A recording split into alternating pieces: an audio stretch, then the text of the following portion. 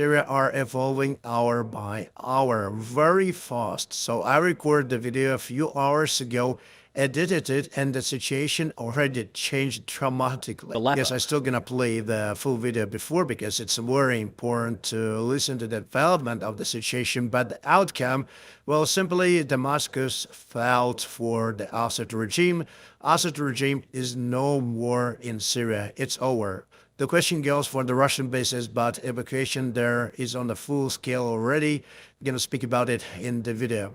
There was the information that some of the Ilyushin-76 flown from Damascus and crash landed near Homs, but I don't have the confirmation of this information so far. Some even say that Assad was on board, but I don't have any sort of the proofs for this hour. So I just hope that there will be peace in Syria because there are still so many forces exist there who might after all have the confrontation between each other. Well, we'll see. Anyways, the news are quite positive for Ukraine because Russia is losing its influence in the Middle East. It's completely vanished there. Russia's definitely suffered a great defeat and they are very angry about it. The Assad's army is running away from Damascus. There are some of the soldiers who took their belongings and tried to leave some of the areas, their positions basically. Yes, you may say that they're just changing their positions, but at the same time they're also changing their clothes to civilian one. Yeah, but some of the channels may reassure you that it is the undercover mission to fight more effectively. But the fact is the fact, Syria is mostly lost for Assad. Just yesterday we saw this picture where the fires weren't going for Homs, where rebels slowed down a little after they took Hamas city, and where the resistance on the south just started to rise. But now the city of Homs has been taken by rebels already and they're moving southbound. Palmyra city was also taken by other forces. My friends, if I mention all of the forces there in Syria which now are taking place to fight against the Assad regime, well, it will take the vast part of the Sweden. No one really likes Assad there except probably Russia. By the way, not a long time ago there were presidential elections. Assad won it. We're going to speak about those later in this video. So here, by taking Homs, it is already understandable that the Russian military bases are now being cut from Damascus, but Damascus will fall in a matter of hours, maybe days. So on Monday, we'll see that rebels or any sort of the opposition forces will take Damascus under their control. So basically, we're witnessing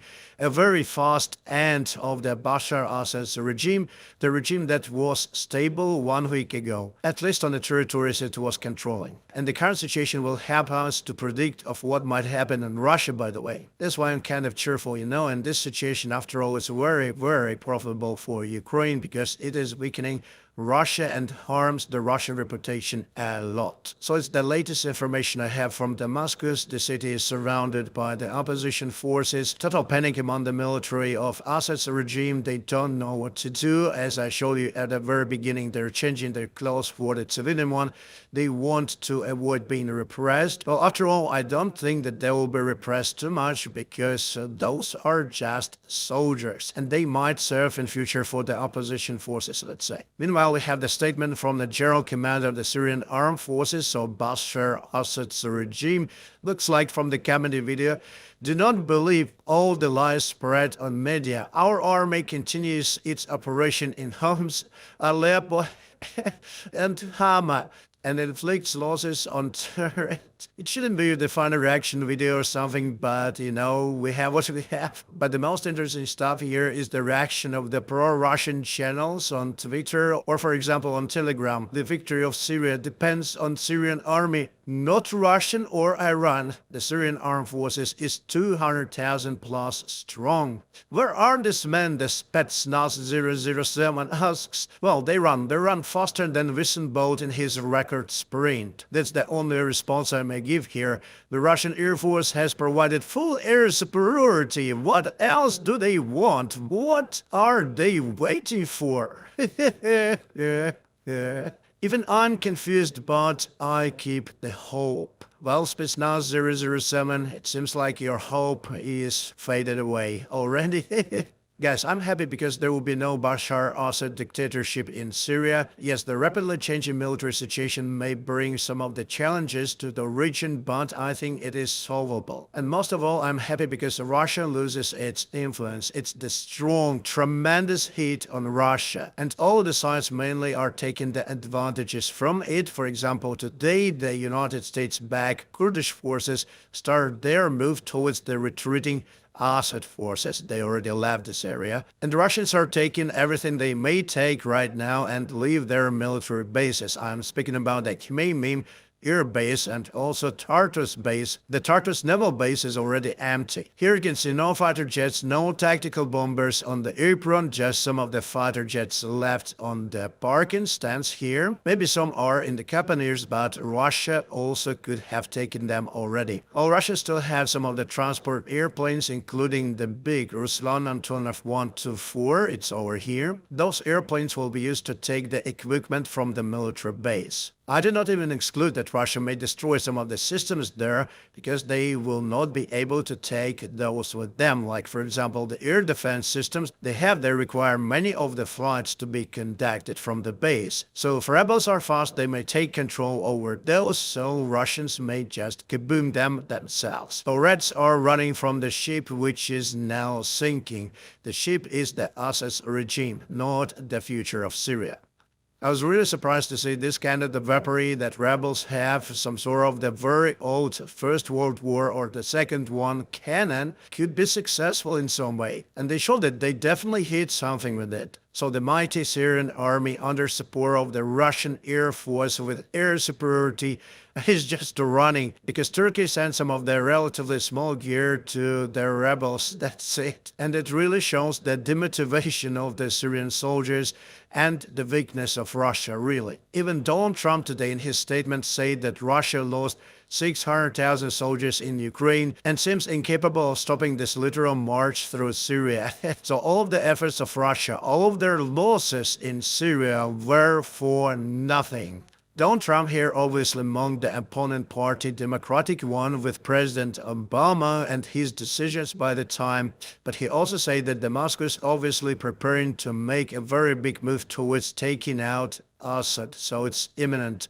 Even Donald Trump says about it openly, it's just a matter of maybe 2 days or 2 hours. This video was filmed exactly 7 years ago, December the 7th, by the time I'm recording this video. Then President of Russia attended Syria. So what did he say upon his visit there? That Russia reached one of the main goals in Syria, but if their enemies will raise their heads again, the Russian army from their bases in Tartus and Khmeimim will strike them so hard and with those means that they haven't seen before. And today we just witnessed how the Russian army evacuates itself from the Tartus base and from Khmeimim.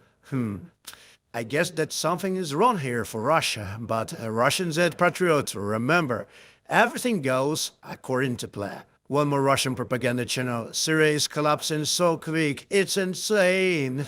Guys, it's been a while since I have the pleasure to read those Russian comments. I remember the last time they were shocked about the Ukrainian operation in Kherson and the goodwill gesture that the Russian military command performed there, just fleeing out from the city in a matter of one night. But here the scale of the defeat of the Bashar Assad and Russia is much larger. The question is whether the rebel forces will be able to get control over this area with the Russian bases very fast. Because as I said to you before, there are some of the mountains which they should cross. But you know guys, it's just a matter of time and efforts. I promised to tell you about the elections in Syria which happened 3 years ago, where Bashar al-Assad was re-elected for a fourth term with 95% of votes. All of the country supports Assad, so it's logical that they should stand their ground and fight, not to run away elsewhere. So what is happening now? After 3 years, they changed dramatically, or maybe they just didn't support Assad and the elections were just faked, as usual in dictatorship countries. And this situation reminds me of the elections in Russia this year,